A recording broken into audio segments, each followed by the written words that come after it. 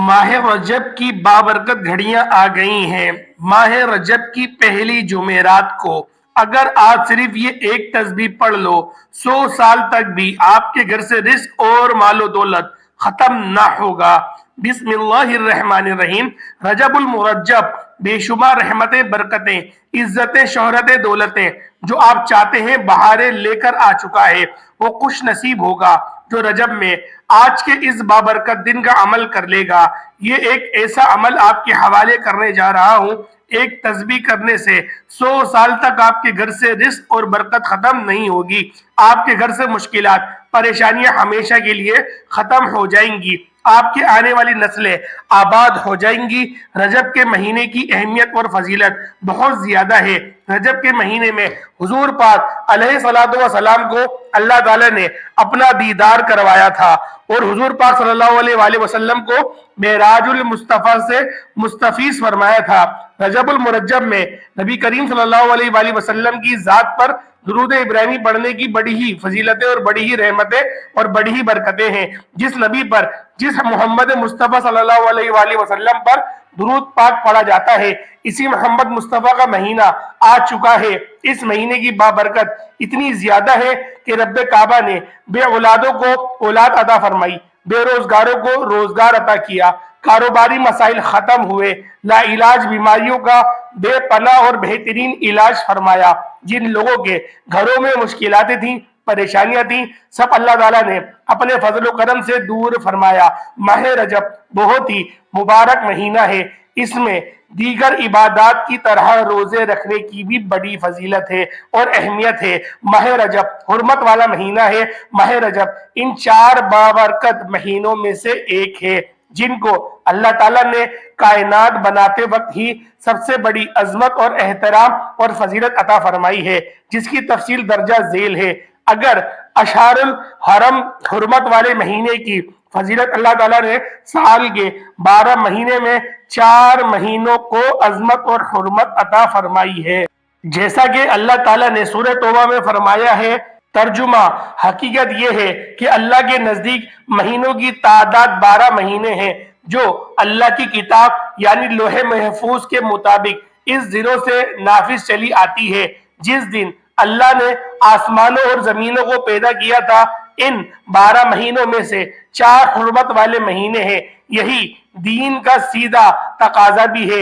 इस आयत मुबारका से यह हकीकत वाज़ेह होती है कि कमरी इस्लामी साल के 12 महीने अल्लाह ताला ने खुद मुकर्रर फरमाए हैं, जिससे कमरी इस्लामी साल और इसके महीनों की कुदरती कीमत और अहमियत बखूबी वाज़ेह होती है।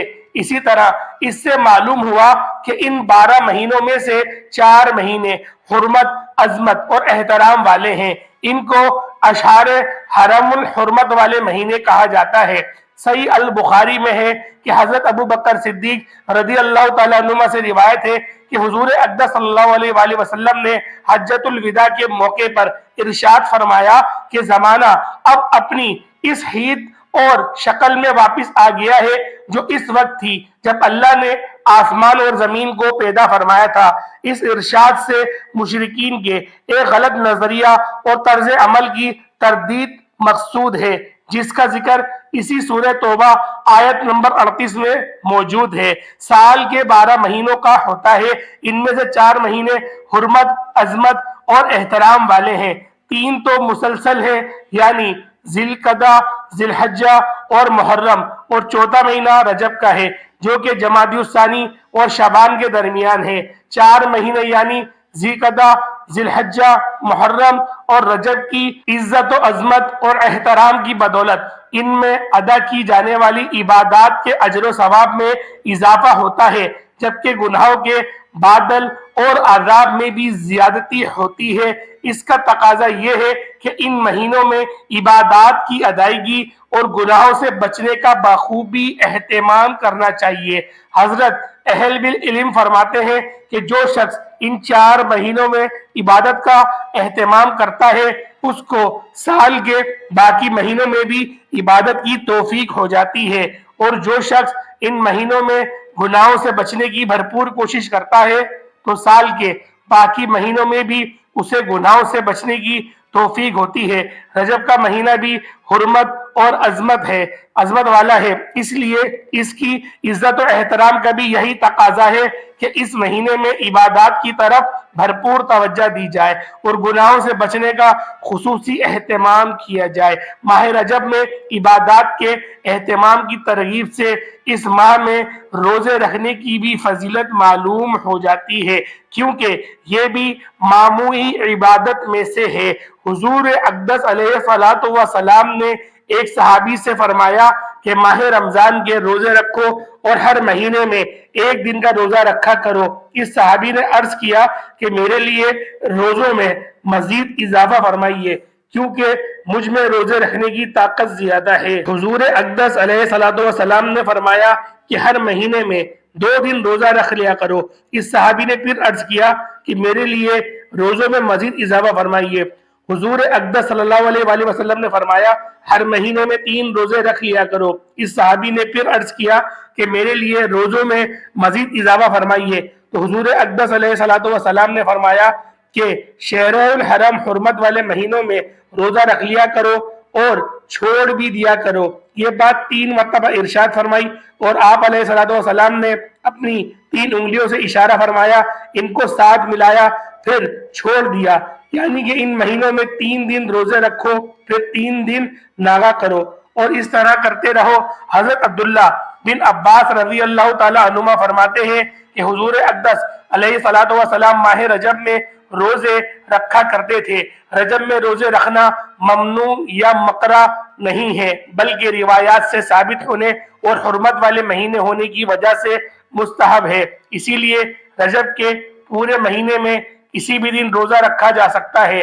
عمومی طور پر ہر دن کے روزے کی فضیلت ہے، چنانچہ ہر شخص اپنی وسعت اور طاقت کے مطابق پورے مہینے میں جتنے بھی چاہے روزے رکھ سکتا ہے۔ ساتھ میں یہ بات بھی واضح کرتا چلوں کہ رجب میں روزے رکھنا زیادہ سے زیادہ مستحب عمل ہے، اس لیے اس کو ضروری سمجھنا اور اس معاملے میں حدود سے تجاوز کرنا، حد سے تجاوز کرنا ناجائز ہے۔ حضرت زوالنون مصری رحمۃ اللہ تعالی علیہ فرماتے ہیں رجب آفات کے، ترک شعبان عبادت کے استعمال اور رمضان کرامت کے انتظار کا مہینہ ہے۔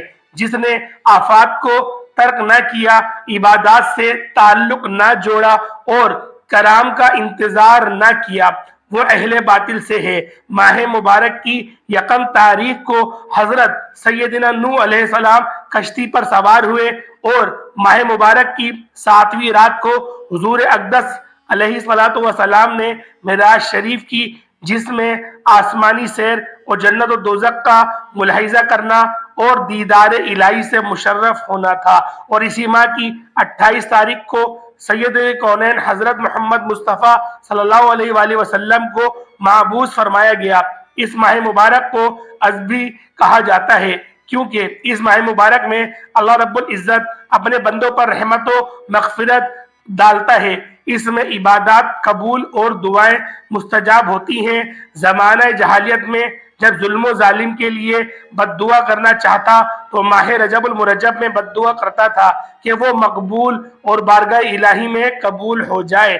ہر ماہ رجب المرجب ان 4 مہینوں میں سے ایک ہے جن کا ذکر قرآن مجید میں آیا ہے۔ حضور اقدس علیہ الصلوۃ والسلام نے ارشاد فرمایا جب اللہ تعالیٰ کا مہینہ ہے اور شعبان میرا اور رمضان میری امت کا مہینہ ہے۔ حضور اقدس صلی اللہ علیہ وآلہ وسلم نے ارشاد فرمایا بے شک رجب عظمت والا مہینہ ہے، اس میں نیکیوں کا ثواب 2 گنا ہوتا ہے۔ جو شخص رجب کا 1 دن روزہ رکھے تو گویا اس نے سال بھر کے روزے رکھے۔ ماہ رجب المرجب کی فضیلت باقی مہینوں پر ایسی ہے جیسی حضور اقدس علیہ الصلوۃ والسلام کی فضیلت باقی انبیاء کرام علیہ السلام پر ہے، اور ماہ رمضان المبارک کی فضیلت باقی مہینوں پر ایسی ہے جیسے اللہ تعالیٰ کی فضیلت تمام بندوں پر ہے۔ ماہ رجب المرجب کے روزے رکھنا ثواب ہے۔ حضور اقدس علیہ الصلوۃ والسلام نے ارشاد فرمایا رجب ایک عظیم و شان مہینہ ہے، اس میں اللہ رب العزت نیکیوں کو 2 گنا کرتا ہے۔ جو آدمی رجب کے 1 دن کا روزہ رکھتا ہے گویا اس نے سال بھر کے روزے رکھے ہیں، اور جو کوئی رجب کے 7 دن کے روزے رکھے تو اس پر دوزخ کے 7 دروازے بند کر دیے جاتے ہیں، اور جو کوئی اس کے 8 دن کے روزے رکھے تو اس کے لیے جنت کے 8 دروازے کھولے جائیں گے۔ اور جو آدمی رجب کے 10 دن روزہ رکھتے ہیں تو اللہ رب العزت سے جس چیز کا سوال کرے وہ اسے دے گا۔ اور جو کوئی رجب کے 15 دن روزے رکھے تو آسمان سے ایک منادی ندا کرے گا کہ تیرے گزشتہ گناہ معاف ہو گئے اور اب نئے سرے سے عمل شروع کر، اور جو زیادہ روزے رکھے گا اسے اللہ رب العزت زیادہ دے گا۔ ابن عباس رضی اللہ تعالیٰ عنہما سے روایت کرتے ہیں کہ حضور نبی کریم صلی اللہ علیہ وآلہ وسلم نے ارشاد فرمایا، رجب اللہ رب العزت کا مہینہ ہے، شعبان میرا مہینہ ہے، اور رمضان میری امت کا مہینہ ہے۔ حضرت موسیٰ بن عمران رضی اللہ تعالیٰ عنہما فرماتے ہیں، میں نے حضرت انس بن مالک رضی اللہ تعالیٰ عنہما سے سنا، آپ نے فرمایا، جنت میں ایک نہر ہے جسے رجب کہتے ہیں، اس کا پانی دودھ سے زیادہ سفید اور شہد سے زیادہ میٹھا ہے۔ جو شخص رجب کے مہینے میں ایک روزہ رکھے گا اللہ رب العزت اس نہر سے پانی پلائے گا۔ محترم ناظرین، آپ کو آج ایک ایسا عمل بتانے جا رہا ہوں جو آپ کی بند تقدیر کے تالے کھول دے گا۔ عمل کی طرف چلتے ہیں۔ عمل کی بہترین رہنمائی کے لیے ویڈیو کو آخر تک لازمی دیکھیے گا۔ آج میں آپ کو 2 چھوٹے چھوٹے عمل بتاؤں گا۔ سب سے پہلے عمل تو یہ ہے کہ آج کے دن کسی بھی نماز کے بعد آپ نے یہ عمل کر لینا ہے، فجر، ظہر، عصر، مغرب، عشاء کسی بھی وقت کی نماز پڑھیں اور اس کے بعد یہ عمل کر سکتے ہیں، اس میں کوئی پابندی نہیں۔ نماز پڑھنے کے بعد آپ نے نماز کی ایک جگہ نہیں چھوڑنی، وہیں بیٹھے بیٹھے نبی کریم صلی اللہ علیہ وآلہ وسلم کی ذات پاک پہ 11 مرتبہ درود پاک کا نذرانہ پیش کرنا ہے۔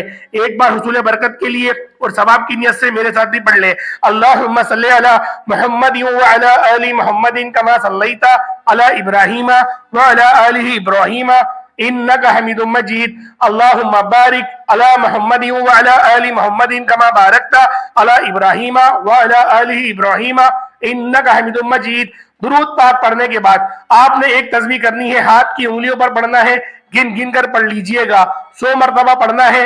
اور کیا پڑھنا ہے یہ بھی آپ لوگ غور سے سماعت کریں، یا فتاح یا علیم، اللہ پاک کی یہ 2 صفات نام اگر جو بندہ چاہتا ہے کہ اس کے گھر سے بیماریاں، پریشانیاں، بے اولادیاں، بے روزگاریاں ختم ہو جائے، اس کے علاوہ بے پناہ رحمتوں، برکتوں اور دولت کا نزول ہو، تو یا فتاح یا علیم ملا کر پڑھے تو 1 مرتبہ ہوا، یا فتاح یا علیم کو ملا کر پڑھا تو 2 مرتبہ ہوا، یا فتاح یا علیم کو ملا کر پڑھا تو 3 مرتبہ ہوا۔ اس طرح اپنے ہاتھ کی انگلیوں پر گن کے 100 دانوں کی ایک تسبیح کرنی ہے، اور سورہ کوثر کو آپ نے 11 مرتبہ پڑھ لینا ہے۔ اِنَّا أَعْطَيْنَاكَ الْكَوْثَرَ فَصَلِّ لِرَبِّكَ وَانْحَرْ إِنَّ شَانِئَكَ هُوَ الْأَبْتَرُ۔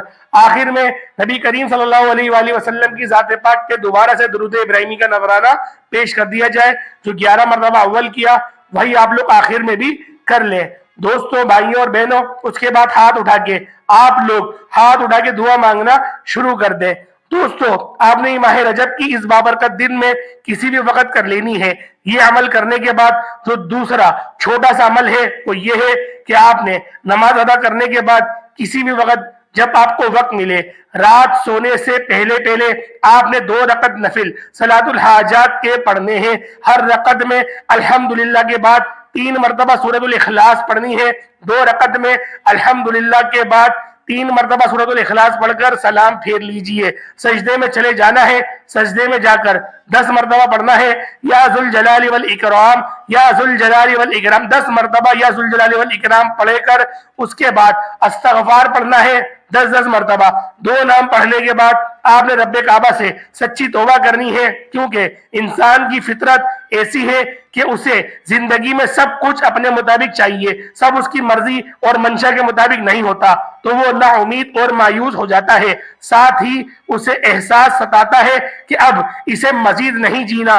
انسان بنیادی طور پر جلد باز مواقع ہوا ہے، اسے اگر کچھ حاصل کرنا ہو تو وہ اس کے لیے رنگ ڈھنگ بدلتا رہتا ہے، دعائیں مانگتا ہے، محنت کرتا ہے، مگر جب اس کی منشا کے مطابق اس کو پھل نہیں ملتا تو وہ تھک جاتا ہے، اور اسی تھکن میں وہ مایوسی کے اندھیروں میں اپنا وجود، اپنی امید، اپنی پناہ یقین کھو بیٹھتا ہے۔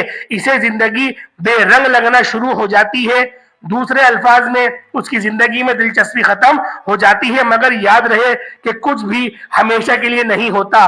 وقت کی ایک خوبصورتی ہے کہ یہ کبھی بھی ایک جیسا نہیں رہتا، مشکل ہو تو آسانی بھی مل ہی جاتی ہے۔ حالات چاہے جتنے بھی کٹھن ہو، مشکلات کے بادل جتنے بھی کالے کیوں نہ ہو، آسانی کی صبح کا سورج ضرور طلوع ہوتا ہے۔ تو دوستو، بھائیوں اور بہنوں، نا امیدی کا دامن چھوڑ دیں، اللہ پاک سے لو لگائیں۔ یہ مہینہ بڑا بابرکت ہے، اس کے ایام، اس کے ایک ایک منٹ، اس کا ایک ایک سیکنڈ بہت زیادہ قیمتی ہے، اور اس کو قیمتی جانیں، اور اپنی عبادات میں، اپنی دعاؤں میں مجھے بھی یاد رکھیں۔ انشاءاللہ ایک نئی ویڈیو کے ساتھ، ایک نئے وظیفے کے ساتھ پھر آپ کی خدمت میں حاضر ہوں گے۔ تب تک کے لیے اجازت دیں۔ السلام علیکم ورحمۃ اللہ وبرکاتہ۔